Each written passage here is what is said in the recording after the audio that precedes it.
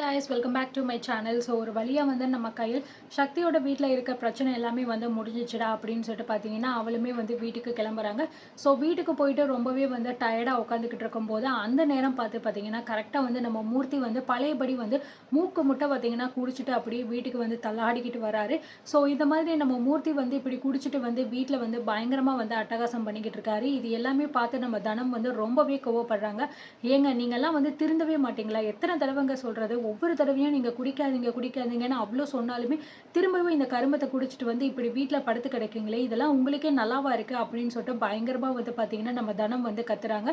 So மூர்த்தி வந்து எதுவுமே வந்து பேசாமல் தனம் இப்போ உனக்கு என்ன வேணும், பேசாமல் அமைதியாக போறியா என்ன அப்படிங்கிற மாதிரி வந்து சொல்கிறாரு.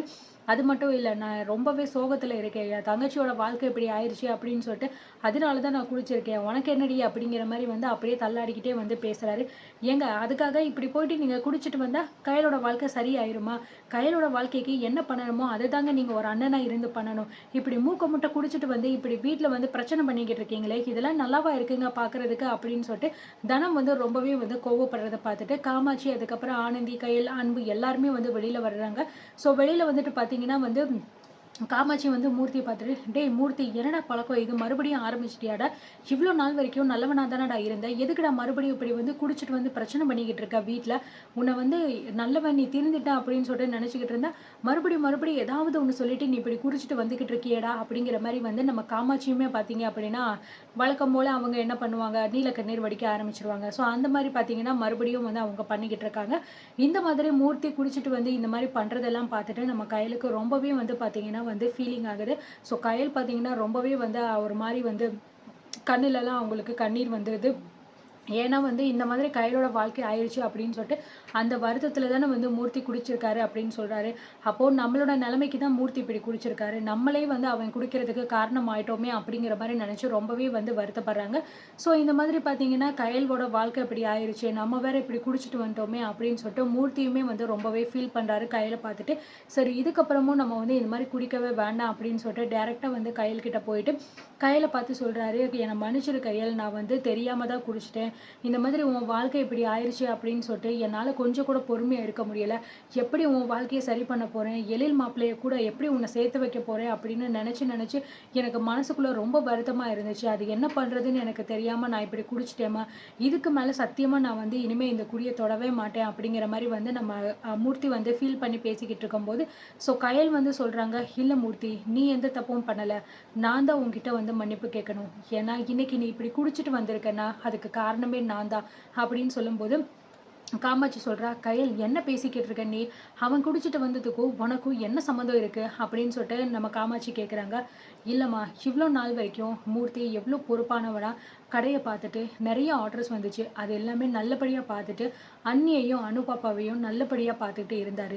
என் வாழ்க்கை இப்படி ஆயிடுச்சு, என்னை பற்றி இப்படி தப்பாக சோஷியல் மீடியாவில் வந்ததுலேருந்து தானே இந்த பிரச்சனையெல்லாம் ஆச்சு, என்னால் தான் வந்து உங்களுக்குமே வந்து நிறைய பிரச்சனை ஆகுது, என்னால் தான் அன்போட வேலைக்கும் இப்படி பிரச்சனை ஆச்சு, இப்போது மூர்த்தியும் வந்து இந்த மாதிரி குடிச்சிட்டு வந்து இருக்கா, உங்களோட இப்படிப்பட்ட நிலைமைக்கு எல்லாமே காரணம் நான் மட்டும்தானே அப்படின்னு சொல்லிட்டு பார்த்தீங்கன்னா கையல் ரொம்பவே வந்து ஃபீல் பண்ணுறாங்க. ஸோ இந்த மாதிரி கையல் பேசுகிறத பார்த்துட்டு நம்ம மூர்த்திக்கு மனசே உடைஞ்சு போயிடுது. என்ன கையல், எதுக்காக இப்படிலாம் நீ பேசிக்கிட்டு இருக்க, இங்கே பாரு, நான் உன் அண்ணன், என்றைக்குமே வந்து உன்னோட வாழ்க்கை நல்லா இருக்கணும் அப்படின்னு தான் நான் நினப்பேன், நீ இப்படி இருக்கிறதுக்கு நான் வந்து இப்படி இருக்கிறதுக்கு காரணம் நீ வந்து கிடையாது கையல், நிச்சயமாக சொல்கிறேன், இதுக்கு மேலே சத்தியமாக ஓ மேலே சத்தியமாக இந்த குடியை நான் என்றைக்குமே வந்து தொடவே மாட்டேன், ஒரு அண்ணனாக இருந்து உன் வாழ்க்கையை எப்படி நான் சரி பண்ணணுமோ கண்டிப்பாக சரி பண்ணி காட்டுவேன், எழில் மாப்பிள்ளை எங்கே இருந்தாலும் சரி அவரை நிச்சயமாக உன் கூட கூட்டிகிட்டு வந்து நான் சேர்த்து வச்சிருவேன் அப்படின்னு சொல்லிட்டு பார்த்தீங்கன்னா மூர்த்தி வந்து பேசுகிறாரு. ஸோ அந்த இடத்துல பார்த்தீங்கன்னா அண்ணனுக்கும் தங்கச்சிக்கும் உள்ள பாண்டிங்கை வந்து ரொம்பவே சூப்பராக வந்து காமிச்சிருப்பாங்க, பார்க்கும்போது உண்மையிலேயே ரொம்ப நல்லா இருக்கும்.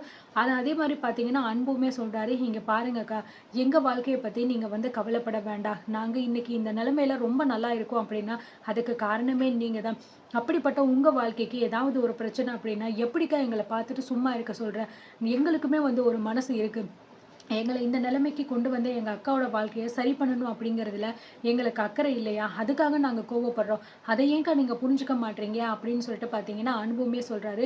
டேய் அன்பு நீ சொல்றது எல்லாமே எனக்கு புரியுதுடா, இல்லன்னு சொல்லல. ஆனா எல்லா விஷயத்தையுமே கோவப்பட்டு பண்றதுனால, அதுக்கு ஏதாவது ஒரு முடிவு கிடைச்சிருமா? அப்படிங்கிற மாரி வந்து இந்த மாதிரி அவங்க பேசிக்கிட்டே இருக்கும்போது, வெளியில பார்த்தீங்க அப்படின்னா, அந்த ஹவுஸ் ஓனர் வந்து கத்திக்கிட்டே வராரு. "ஏம்மா கயல், கயல் என்னம்மா நெனச்சுக்கிட்டு இருக்க நீ உன் மனசுல? அன்னைக்கே நான் சொன்னேன், இந்த வீட்ட ஒழுங்கு மரியாதையா காலி பண்ணி குடுத்துருங்க அப்படின்னு சொல்லிட்டு. நான் அவ்ளோ தூரம் சொல்லியிருக்கேன். அதையும் மீறி நீங்க வந்து வீட்ட காலி பண்ணாம, இன்னும் வீட்டுக்குள்ளேயே உட்காந்துக்கிட்டு என்ன பண்ணிக்கிட்டு இருக்கீங்க? அங்க ஊர் உலகத்துல உன் பேரு நாறிக்கிட்டு இருக்குமா? எங்க போனாலுமே சரி, இந்த மாரி உங்க வீட்ல தான அவங்க குடியிருக்காங்கன்னு சொல்லி என்ன கேட்டு கேட்டு எனக்கு வந்து அப்படியே தல வெடிக்கிற மாரி இருக்குமா? ஒழுங்கு மரியாதையா சொல்றேன். இந்த வீட்ட விட்டு உடனே காலி பண்ணிட்டு, எனக்கு வீட்ட காலி பண்ணி நீங்க குடுத்தே ஆகணும் அப்படின்னு சொல்லும்போது, ஸோ இந்த பக்கம் பார்த்தீங்கன்னா, இந்த மாதிரி வந்து நம்ம கையல் சொல்றாங்க, "இங்க பாருங்க சார், நான் வந்து உங்ககிட்ட அன்னைக்கே சொல்லிட்டேன். என் மேல எந்த தப்பும் கிடையாது.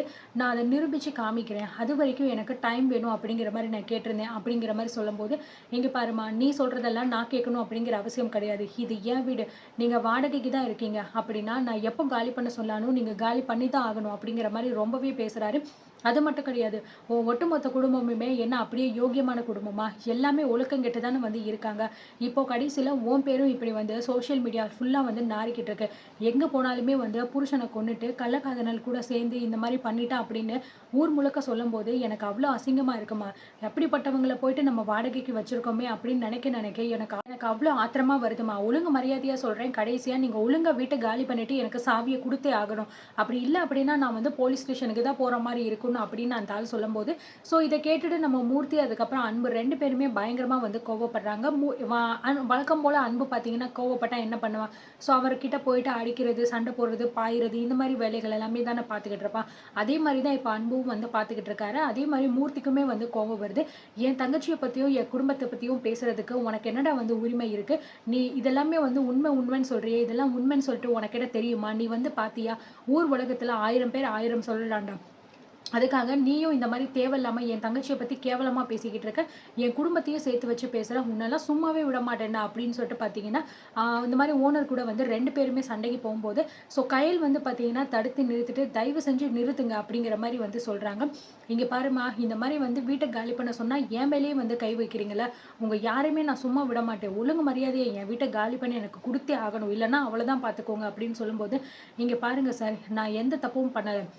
அந்த சோஷியல் மீடியால வர்ற விஷயம் எதுவுமே வந்து உண்மை கிடையாது. அப்படி நீங்க உண்மைதான் அப்படின்னு நினைச்சீங்கன்னா, அது உங்களுக்குள்ளேயே வச்சுக்கோங்க. வெளியில வந்து நீங்க என்கிட்ட சொல்லணும் அப்படிங்கிற அவசியம் கிடையாது. இது எல்லாமே வந்து பொய்யி. நான் எந்த தப்பும் பண்ணல. என் புருஷன் கண்டிப்பா என் கூட தான் இருக்காரு. அப்படிங்கிற எல்லாத்தையுமே இன்னும் ஒரே மாசத்துல நான் நிரூபிச்சு காட்டுறேன். அதுவரைக்கும் என்னால இந்த வீட்ட விட்டு எங்கேயுமே முடியாது. நான் இங்க தான் இருப்பேன். அதுக்கு மேல உங்களால சட்டப்படி என்ன பண்ண முடியுமோ, அத நீங்க தாராளமா பண்ணிக்கோங்க." அப்படின்னு சொல்லிட்டு பார்த்தீங்கன்னா, கயல் வந்து ரொம்பவே தைரியமா, போல்டா வந்து இந்த விஷயத்த வந்து சொல்லிடுறாங்க. இத கேட்டுட்டு ஹவுஸ் ஓனர் வந்து எதுவுமே வந்து பேச முடியாம அப்படியே அமைதியா நின்னுகிட்டு இருக்காங்க. ஸோ அதுக்கப்புறம் பார்த்தீங்கன்னா, நம்ம பேசி ஒண்ணும் ஆக போறதில்ல அப்படின்னு சொல்லிட்டு ரொம்பவே கோவமா அந்த இடத்த விட்டு வந்து கிளம்பி போயிடுறாரு. ஸோ அதுக்கப்புறம் பார்த்தீங்கன்னா, காமாட்சியுமே ரொம்ப ஃபீல் பண்றாங்க. நம்ம குடும்பத்துக்கு இப்படியெல்லாம் ஆகும்னு நம்ம எதிர்பார்க்கல. யாரு கண்ணு பட்டுச்சோ இப்படியெல்லாம் நம்ம குடும்பத்தில வந்து சண்டையா வந்துகிட்டு இருக்கே அப்படின்னு சொல்லிட்டு ரொம்பவே ஃபீல் பண்ணிக்கிட்டு இருக்காங்க. ஸோ அதுக்கப்புறம் என்ன நடக்க போகுது? எப்படி இந்த பிரச்சனைய அவங்க சரி பண்ண போறாங்க? அப்படிங்கிறத பார்த்து தெரிஞ்சுக்கலாம்.